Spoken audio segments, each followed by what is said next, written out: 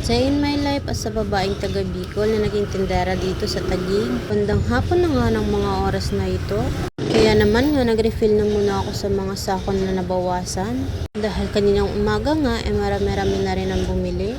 Kagaya nga nagsabi ko kahapon sa isa kong vlog. Hala, hindi vlog yun. Video pala, video. Basta yun na yun, intindihin nyo na lang. Balik tayo sa topic.